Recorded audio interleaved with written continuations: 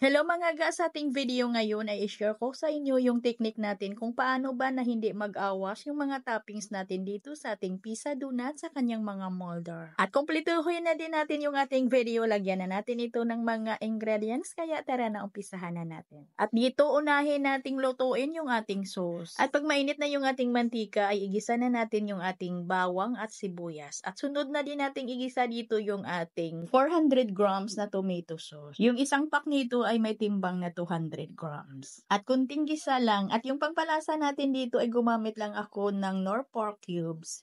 At para may kunting tamis yung ating sauce ay maglagay tayo dito ng banana ketchup at yung light brown sugar. At dito sa niluto nating sauce mga guys, hindi na po ako dito naglagay ng tomato paste. At pakuluin lang natin ito ng kunting kulo lang at pagkatapos ay okay na. Iset aside lang natin ito, gawa naman tayo ng ating puto mixture. Yes mga ga, parang puto lang yung mixture natin. So dito para hindi lang masyadong matamis yung ating mixture kasi ay maglagay lang naman tayo dito ng mga toppings sa ibabaw. Ay gagamit lang tayo dito ng 2 cups ng white sugar, 2 tablespoon rock salt, 1 tablespoon vanilla extract at 3/4 cup na mantika. Yung 4 cups natin na tubig ay huwag lang muna nating ibuhos agad lahat dito. Tunawin muna natin yung asin at asukal bago natin ito lagyan ng ating 1 kilo na cake flour. Dito sa ating harina ay pwede talaga na gumamit tayo ng all-purpose flour. At kailangan lang po nasalain lang natin yung ating harina bago natin dito ilagay. Mga ga, yung aking harina ay nasala ko na ito.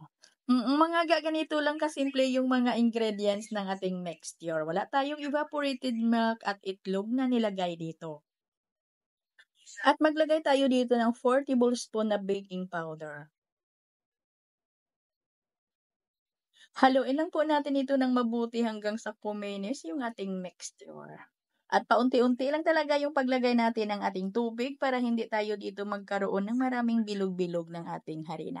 Para po walang mga lumps yung ating mixture. At ganito lang kalapot at ito na makinis na yung ating mixture mga ga. At dito mag-add pala tayo ng mga 2 tablespoon na white vinegar para magdagdag lambot ng ating mixture. At mix lang natin yung ating mixture until well combined. At yung ating mga silicone molder ay banyahan natin yan ng shortening or di kaya pahira ng mantika or di kaya margarine. Para po ay madali lang pong i-unmold mamaya yung ating mga donuts. At ito yung sabi ko sa inyo mga ga na isa sa ating technique para hindi mag-awas yung ating mga toppings dito sa ating mga molder. Kailangan po yung ating mixture dito sa ating mga silicone molder donut. Ay lagyan lang natin ito ng mixture ng mga kalahati lang dito sa ating mga silicone donut molder. Nasubukan ko na kasi mga ga na yung aking mixture ay nasa 3/4 sa ating mga donut molder. Ay hindi maganda yung output pag naluto na yung ating mga donuts kasi po ay nag-awas yung mga toppings niya. Pangit po siya tingnan. Kaya yung ginawa ko ay nasa kalahati lang yung ating mixture na ilagay dito. At pagkatapos ito yung ating mga toppings, iuna natin ilagay yung niluto natin na tomato sauce. At ito yung iba nating toppings. Gumamit lang ako dito ng ham at hotdog